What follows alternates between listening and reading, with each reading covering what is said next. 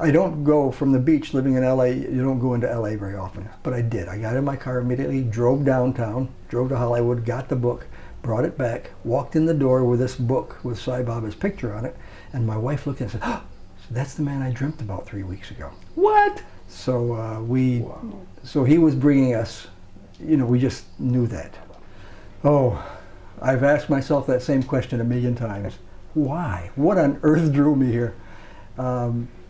I've always been a seeker. It is a sin defined as the Gita defines it. Something that holds you back from your spiritual growth is sinful. That's the only definition. Storyteller, author, businessman, consultant, teacher, Jack HAWLEY. My guess is he prefers to be known as a follower of Indian holy man Sri Sathya Sai Baba. Welcome to Souljourns. This interview was recorded in Sai Baba's ashram in 2002. Jack, first of all, thank you very much for joining us. This is a pleasure to be speaking with you. And I always seem to ask the one question right off the bat of everybody, so I am not going to make it any exception with you. What on earth drew you to Sathya Sai Baba? Oh, I've asked myself that same question a million times. Why? What on earth drew me here? I've always been a seeker, and I don't know why, but I've always been interested in these kinds of mystical things. I was born and brought up a Catholic, and that part of the Catholic Church was really appealing to me. The bricks and mortar part wasn't very appealing. Mm-hmm. We brought up, my wife and I have had 7 children, we brought up all the kids Catholic, and then as I got older, I became more and more spiritual. And actually in undergraduate school, I was an art major, and it was a part of the State University of New York by New York City. And in the early 50s, mid-50s, you had to be a Zen Buddhist to be an art major painter in New York. Everybody was, in other words. So I read Zen, became a Zen Buddhist in a way, in our own way, and it was very interesting for me. And then after we got married, my wife and I, our relationship was always spiritual. And I would imagine it would have been very busy raising a family of 9 people, 7 kids. It was very How did you have time to be spiritual? Very busy. That's all you have time for when you've got that many. Well, you were very good Catholics for a long time. That's right. And then it sort of ended. And one of the ways it ended was sort of funny. I used to threaten the kids at church. I'd say, look, now if you talk out of turn, or if you talk in church, then you're going to have to stay for the next Mass. And that was the worst thing I could say to them, so that kept them in mind. And I started laughing about that with Louise. And then that combined with the Zen Buddhism and increasing interest in spirituality, working with a lot of different kinds of groups as a professional, teaching, went back to Cornell and got some graduate degrees, and I got more and more interested in it. Let me ask you, did the mystical element of Catholicism have any appeal for you? Yes, it did, but it didn't have the cachet. It didn't have the extra little oomph for something that going far afield did. Yeah. There's an adventurer in me, perhaps, that I needed relate to go. To that. Okay. Now, interestingly, and after all these years being in India, I can appreciate that much more. I mean, really, truthfully appreciate that mystical element. I've talked to so many people who've been drawn to Sai Baba who were very strong in their Protestant beliefs, who really felt the wrath of friends and relatives who were Protestants because they couldn't relate to the mystical side of spirituality as much as Catholicism, Judaism, and whatnot. So you had something there that was pretty rare, and you weren't even aware of it for a long time because there's no cachet, as you said, for a while. Yes, and it was in my own backyard, and it was more of an adventure to see it in Alan Watts, for example, or to hear it from someone else. Yeah. So that's what gradually brought me in this direction. All right, then what was the literal event that tipped you at this guy's front door one day? The literal event was a fellow that worked for me for a number of years, Bob Daniele. We lost touch with each other. He and I went our separate ways after a number of years in working in California aerospace industry.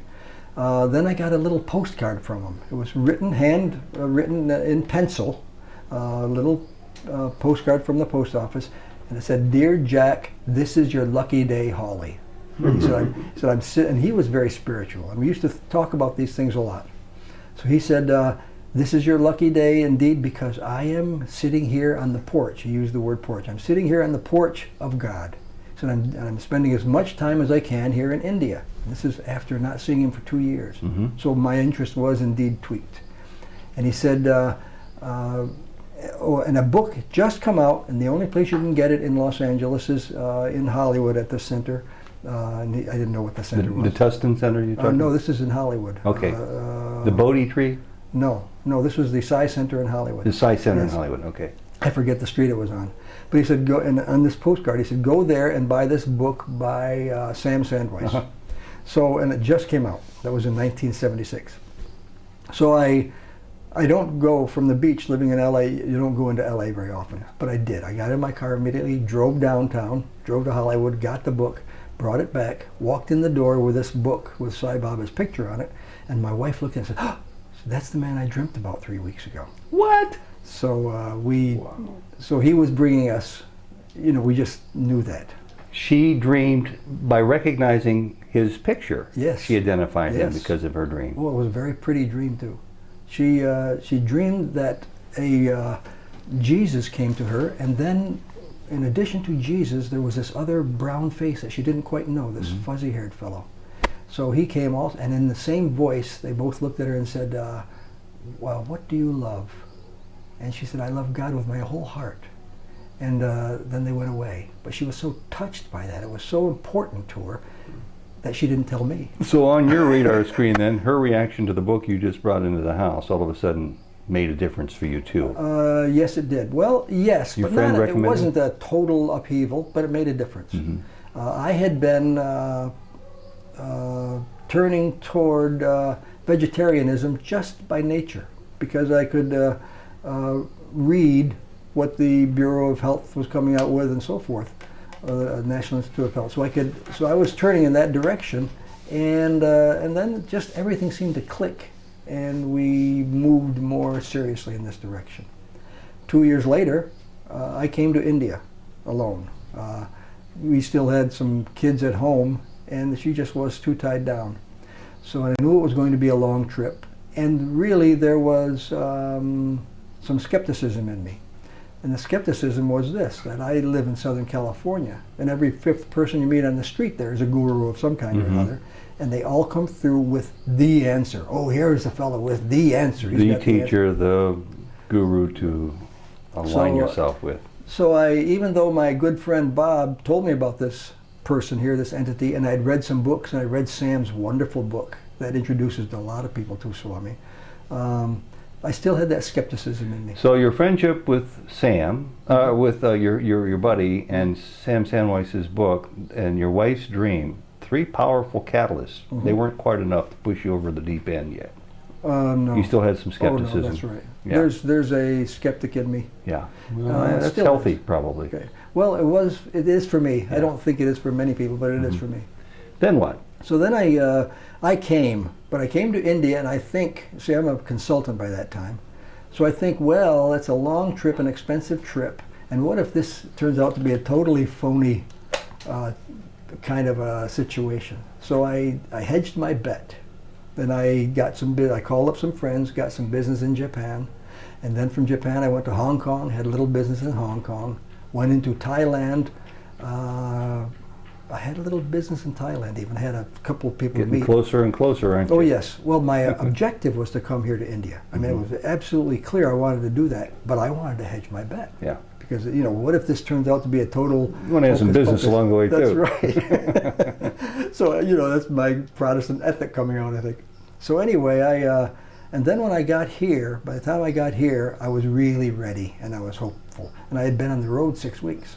Oh, and by the way, I had my negotiation with my wife was this, that if I can do this, then I'll meet you in London after. So I'll go on around the world and meet her in London. I had to go into Greece for some business and to Italy, and then meet her in London. But and in those days Iran was still open, so I had to go into Isfahan and do some business there. So anyway, in India, I got here, And I was very happy finally to arrive. I'd been traveling through Asia for so long, and I had some kind of a stomach problem, you know, the traveler's illness. And I was awfully uncomfortable. And I was living in the East-West Hotel, they called it, in Bangalore. Swami was in Whitefield. And I was here for a month, 5 weeks.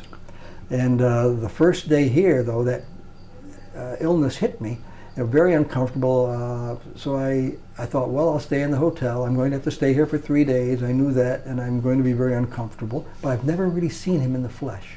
So what I'll do is I'll get in the taxi, go out to Whitefield ashram so I can see him, get a lay of the land. Then while I'm back here recuperating from this illness, I'll know what it looks like. I won't have to imagine it in my mind.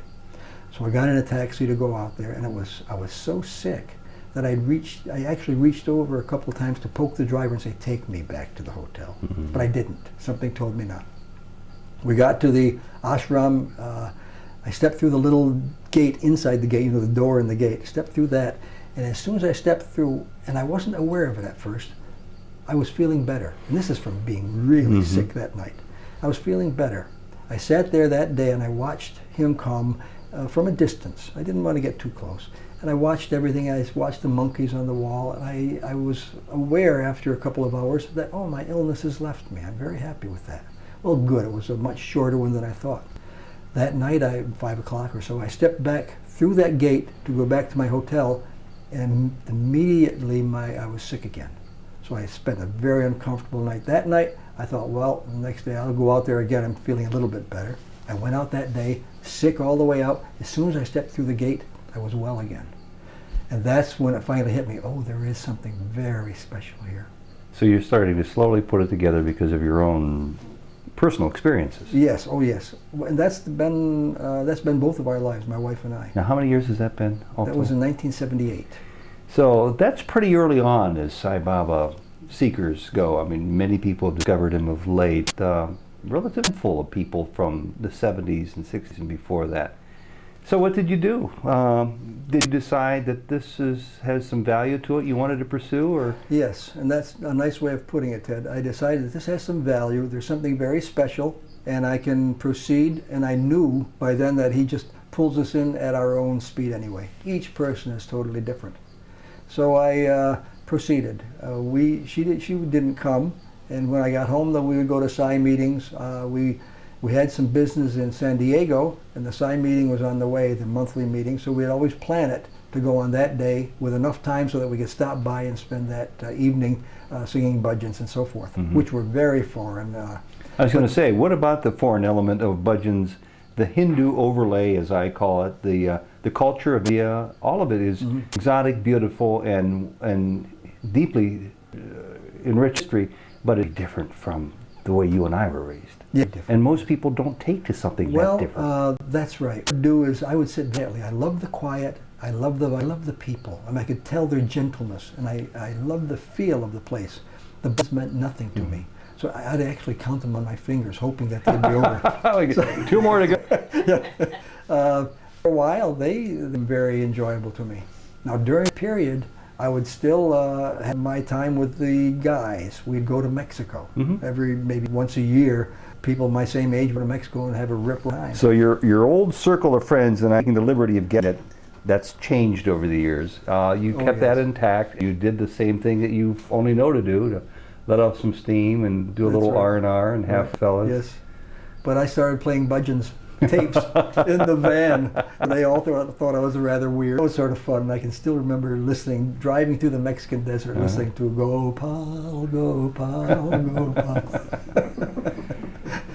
Parenthetically, before we continue with the story here, why do you suppose it is that somebody who's hooked by, let's say, Sai Baba, such as Louise, your wife, and as you became, that sort of magical involvement doesn't seem to work with every Tom, Dick, and Harry lined up along the road, even if they're your brothers or cousins or best friends. Why do you suppose that is? We have asked that question a million times. The best answer I can come up with that's most under his previous lives.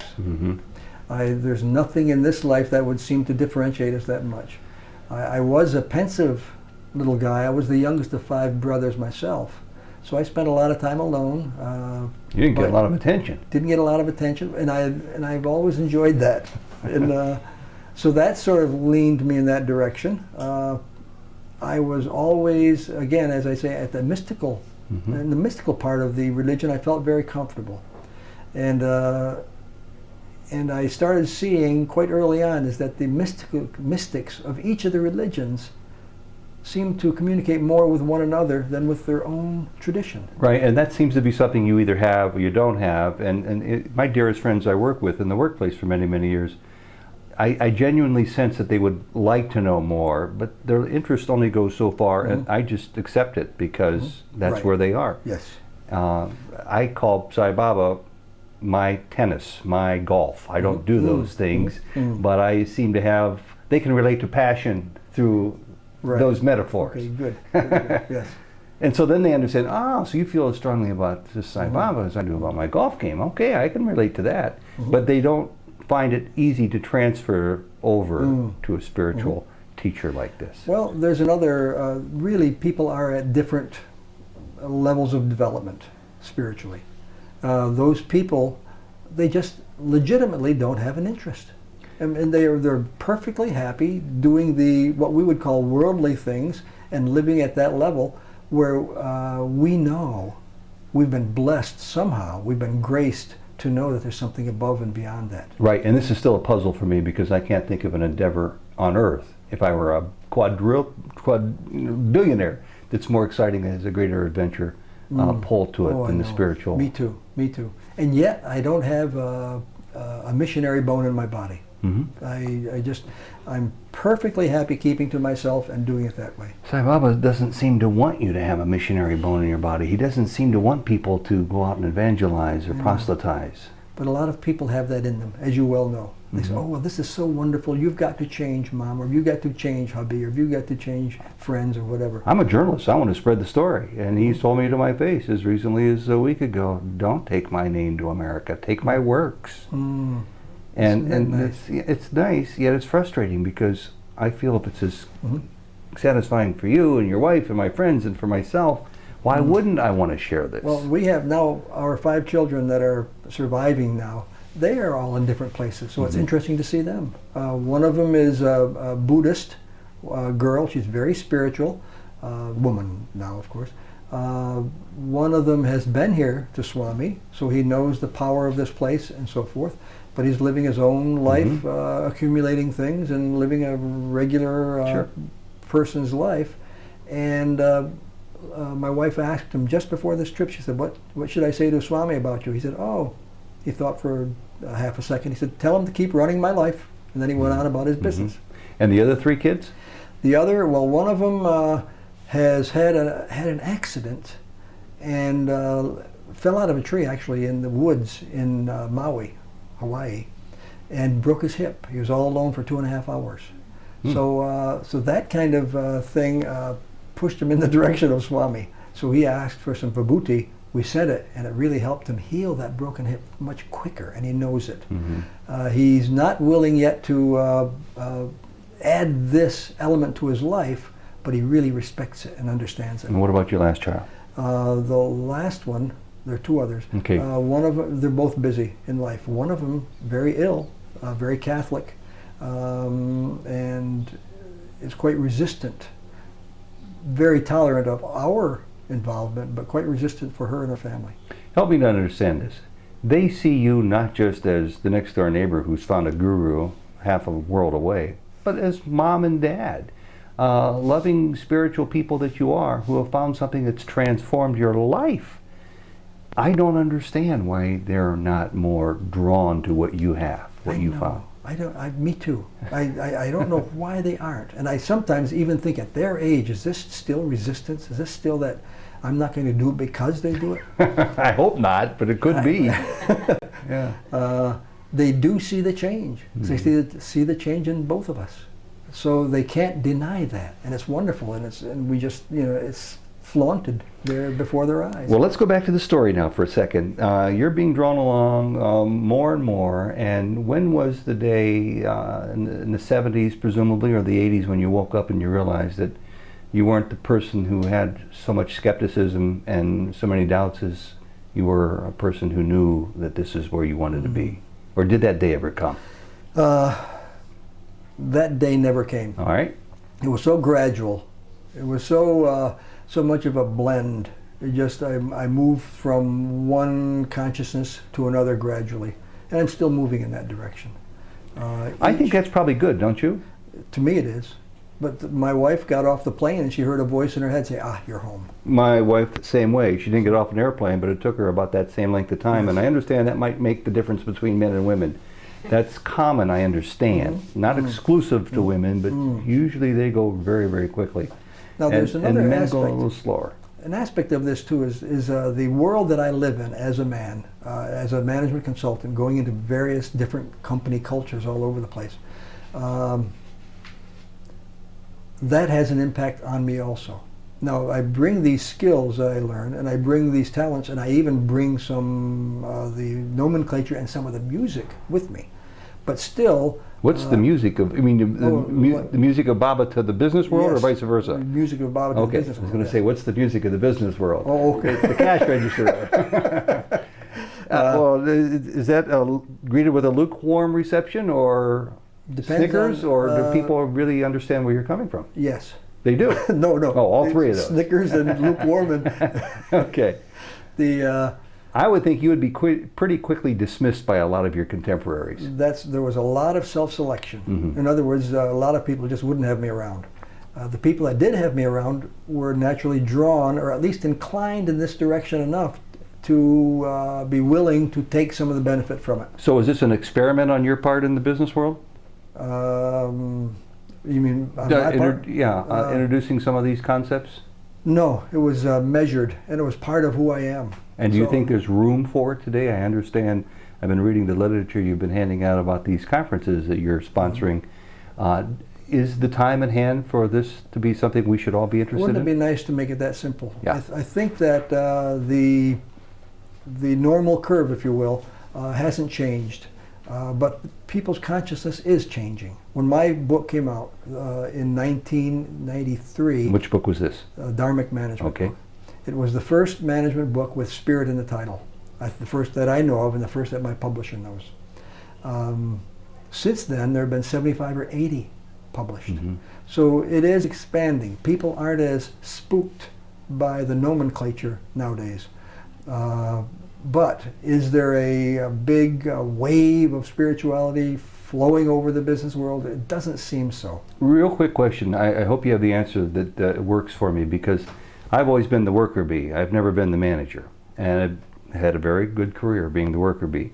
I don't know how that idea you're working at introducing, and I wish you great success, can succeed as long as the element that's biggest in the equation between manager and managee is fear. And I see fear everywhere in my career. And I don't know how you can ever break that down enough so that the spirit of spirituality can exist, can breathe. That's interesting. It's I think that your sample might be a tough one, because there are industries that are not amenable to this at all. Mm-hmm. I live in Los Angeles, and the industry there, as you well know, sure, is the movie industry and media. They just don't do this. The capriciousness of the boss above you and the boss above that person can wipe you out in a nanosecond. That's right. And they all know it, and there is great fear. Yeah. In other industries that are more settled, or other industries that are perhaps more creative, mm-hmm, and I can't say that. Let me take it back. Creative in a certain way. They're more receptive to this. Go ahead. For one thing, as an example of this, the one part of my book that's been reprinted the most was the part that I was worried about people feeling was too weird. And what did it say? That's the part about love in the workplace. Now, accounting associations have called me up and asked for permission to publish this. So that little part of the book. So surprising, as that does touch, mm-hmm, some people, and people all know it, of course. And when they hear me talk, many of them are disappointed that their boss doesn't know about it. I wish I had a nickel for everybody that bought that book for their boss. So the concept of love in the minds of some people in the business world is something that has an attraction to it, obviously. Do you see the day coming when the motivating factor for you personally as a teacher, that person's name might also have an appeal? Or do you think this is going to be limited in our lifetime, the name of Sai Baba? I like the question because you use the word think in it. So my meager mind thinks that it's going to be limited. But above that mind, I know that if he so desires it, that is what will happen. But now bringing it back to earth, my mind, however, can't comprehend that. It just can't work that high. Be a different world if it happened. Yeah. It would be nice to happen, and he says it's going to happen. I don't doubt that. That's very interesting. So I have to work at two levels. At the level of faith, I have no doubt. No doubts, and my wife and I both are given the great boon of certainty. I mean, it's wonderful. We have no concerns whatsoever. This is from that skeptical fellow. No concerns whatsoever about that. However, my training in the organization behavior field, of psychology, sociology, anthropology, all those things, tell me how difficult it is to change societies, change cultures, change organizations, and change people's behaviors. So I know all that at an intellectual level. Well, let's start with you. How did you grow beyond fear? Are you fearful today? Very little. You afraid of dying? In the early days coming here to Swami, that's the way I used to describe it. People would say, well, what is so important about that place? And at one point I just breathed a sigh and said, well, there's no fear left in me. Mm-hmm. And that's very surprising for them. You afraid of dying? No, not a bit. Afraid of losing a loved one? Not a bit. Afraid of losing all that you have? It never comes into my mind. Afraid of nuclear war? Really, not an iota. Not a bit. See, that's quite remarkable. People would think that you found something, but it's probably a chemical that would alter your consciousness. And it is. It's probably an internally developed chemical. So let's talk a little bit about this guy. Somewhere around the world, there's going to be somebody hearing this who's never heard his name before. And I'm not quite sure how you go about trying to explain who you're talking about here. But give it a whack, if you will. You've got somebody sitting before you who's never heard the name, and they've got a limited amount of minutes to understand why he's transformed your life. So my first suggestion would be to come over to India with me and live for 24 years. If they don't want to do that, then my second suggestion is come over and live for 24 days. Do they have hot water? That's what they say. Or what? You mean no washing machines? It depends on who would ask. If I really want to startle them so that they remember, not startle them so that they turn it off, but startle them so that they remember, I'd say something about, this is the avatar. This is the incarnation of divinity now on this planet. And they would poo-poo that, of course, and especially all my Christian friends, which are all of my friends. And I would say, well, yes, but don't forget that back during the time of Jesus, those same kind of poo-pooing would go on. Well, you're telling me that there's God on earth? You know, that didn't happen with Jesus until many hundreds of years after his advent. So. Yet there still are people who seem to find sweetness in those words and ideas and gravitate to them immediately. My wife and I was giving a talk because of the business I'm in to a big successful church in Cleveland, Ohio, in a suburb, and they asked about spiritual life, and they asked about travels, and they asked about who this person is. And I said, well, frankly, I can't begin to answer some of your questions because I'm just not that well versed, but I know somebody who is. My wife came and started answering a few questions, especially from one woman in her, I think, early 40s, family woman. 1 month later to the day, she was on a plane coming here to see Sai Baba. So I guess you never know when there's going to be somebody who's been hungering for that awareness. Right. So how do you handle it? I mean, should we stifle our enthusiasm? Should we go out and tell everybody we know? Or when do we know when to exercise that judgment? My wife and I travel. Since the children have been grown, we have a policy that we travel together. So if I have a business conference to go to, she comes with me. A lot of times she's very bored. Some of the time she's extremely useful. We put on a little workshop called Glimpses of God. And we make sure it's totally optional, that people can come or not. This is not a required course. We'll do it in off hours. These are for business associates? These are to business people. And we Excuse have me for laughing. we have a little album that we show them, or if we're lucky and we've prepared well, we have a little video that we'll bring. And and I'm very clear on the morning of this. We'll do it at night, and in the morning with the whole group, I'll make sure that they know that this is not about a travel log to India. This is about two people's very personal experiences with a guru in India. So what will happen? Maybe 4 or 5 people show up? No, about 50% show up every time. This was very interesting. And how many walk out? I can't. Maybe 1 or 2, Mm-hmm. but not an appreciable number. So that's kind of like your side seva. You just talk from your heart about your own It's very personal nice, spiritual yes, experience. Yes, What and a a great lot of them way will to- show up here too Yeah. after. So it's really very nice. And again, there's not a missionary bone in my body. Mm-hmm. What I love doing is sharing information. Yeah. I love sharing new ideas. Well, you're That's my an business. obvious communicator. I can tell that, and regardless of what the specifics are of your business, you really are communicating the element of what this person represents, which is, I think, just genuineness from the heart. Some people call it love. Some people call it religion. Some people call it Sai Baba. But you've got it, and you're not afraid to talk about it, which I think is one of the big hurdles most people have to overcome. My wife will not mention his name, unless somebody asks first. I usually don't either. And we have a sort of a policy that way. We don't go anywhere where we're not invited. And if we're invited, then if we do mention his name, it's strictly optional. And that strictly optional thing, I think, is what swings it. Yeah. What do you think he has planned for you? I'm mildly surprised to hear you're still working.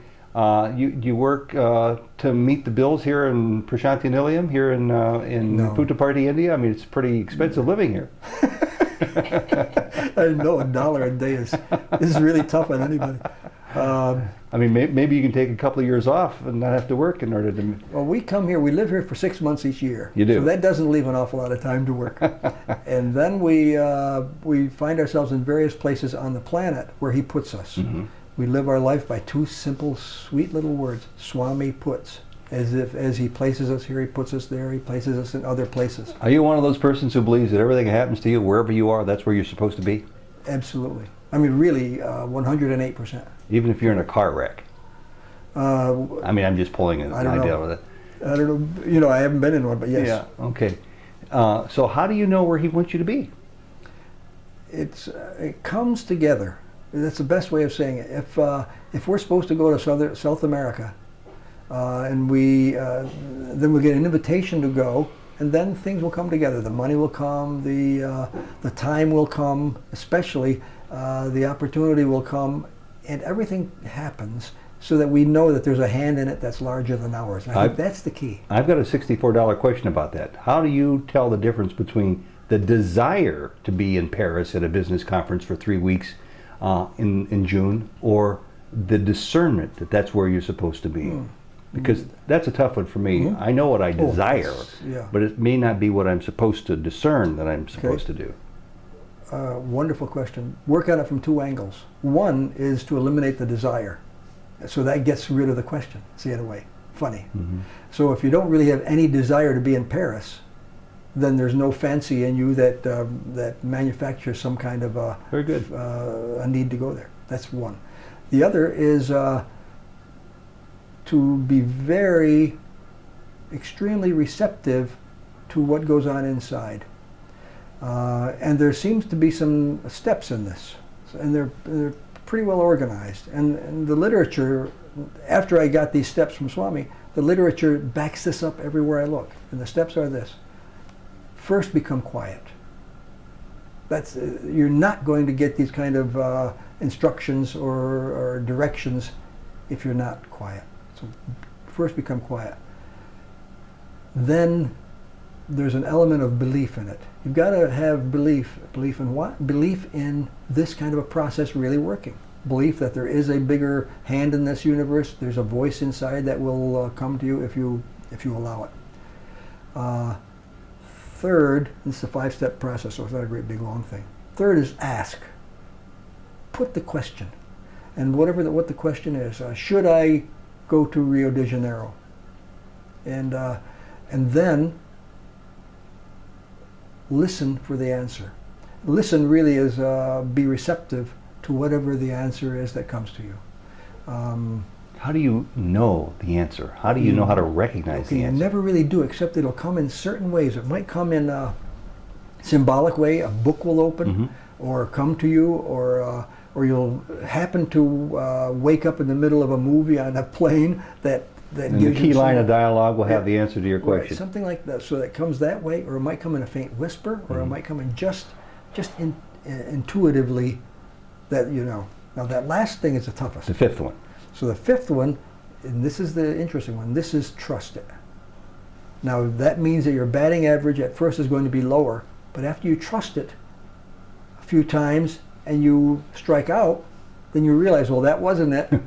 And then you strike out again, oh, that wasn't it. But after a while, your batting average goes up, slowly, slowly, slowly, until this becomes a way of life. Until this is the way you live. 1, 2, 3, 4, 5. It's really that simple then for you. And that you practice that still. Yes. What came to me interesting, when I was writing the first book, I was totally stumped at one chapter. And I sat there, I didn't know what to do. So I sat at my keyboard, my computer keyboard, and I said, Swami, please help me on this. I meditated, became as receptive as I could. 5 letters came to me, QBALT. And I had the same reaction. What? It means QBALT. What could that mean?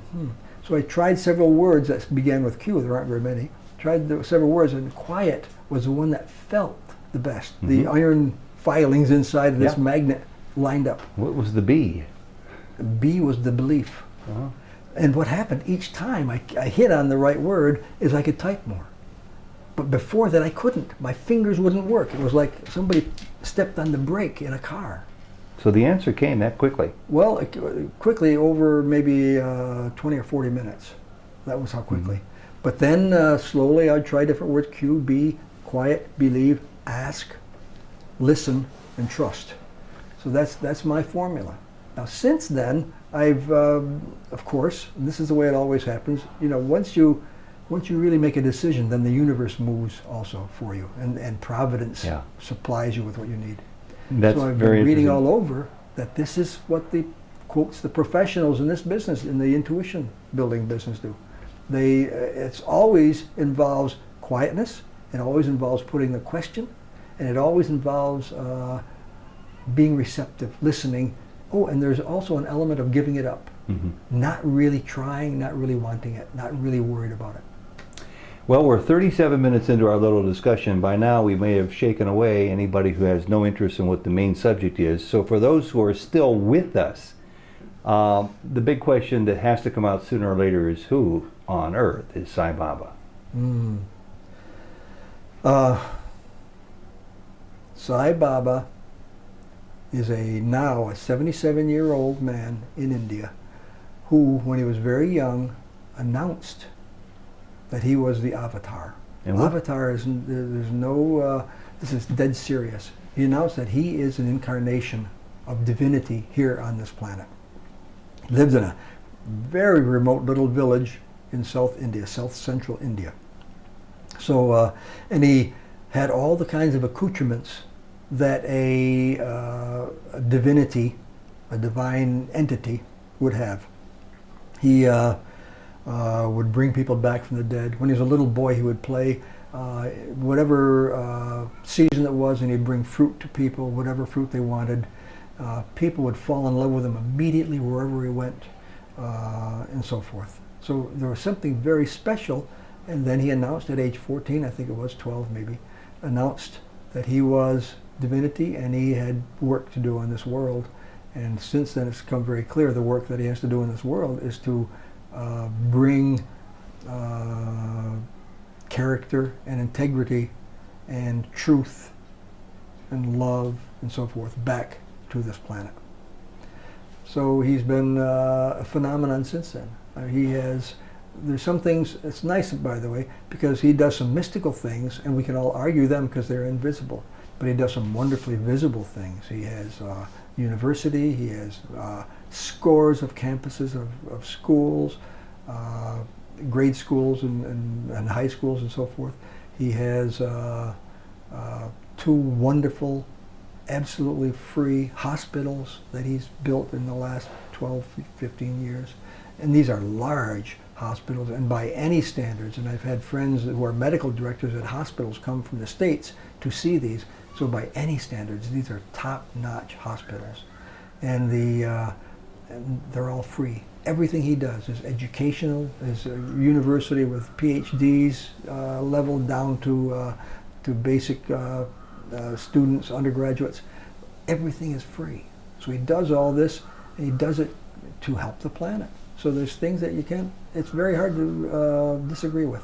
And if your most skeptical child was here, or coworker from 20 years ago and heard you saying these things, how would you answer a question regarding your future with Sai Baba? Like, for example, to what end are you willing to go maintaining this affinity with Sai Baba?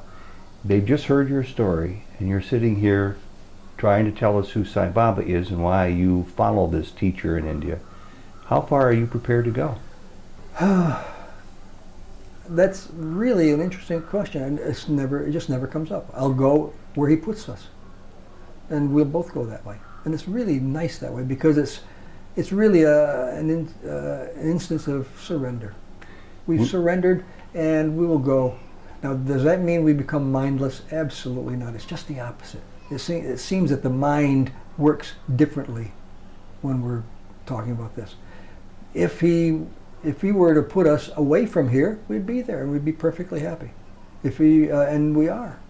We live in the West and live in India, and wherever we are, we know he puts us, and we're perfectly contented. We don't have any desires to be here. My wife used to. She used to feel terrible about leaving here and melancholy and so forth. And now she's over that even. Jack, we began this discussion talking about doubts and skepticism even. And today, where are you as a human being with those doubts and whatever skepticism might still remain? Because it's not bad. It's not a sin to be doubting. It is. It is a sin defined as the Gita defines it. Something that holds you back from your spiritual growth is sinful. That's the only definition. So there's no such thing as hell. There's no such thing as being punished for it. But if you get in the way, if you do something inadvertently even, that gets in the way of your spiritual growth, then you've committed a sin, which is a nice, healthy way of defining it. I once had a Catholic priest tell me in a general confession that the only sin he can think of, and he's not quite sure this was a sin, to volunteer to turn away from the face of God, to knowingly turn away from the face of God. That's right. Why would anybody do that? You know, that's one of the main teachings in the Catholicism that I remember too. And he said, telling us. and if you would do that, obviously you couldn't be sane, so it wouldn't be a sin anyway. Well, Jack, thank you very much. This is, I think it's going to have to be the first of many discussions, because we just skimmed the top a little bit and the time is already gone. And if it's all right, I'd like to resume with Chapter 2 someday and continue to hear about your life and the life of your wife. It would be my Sai Baba. pleasure. Thank you very much. Very much. You're welcome.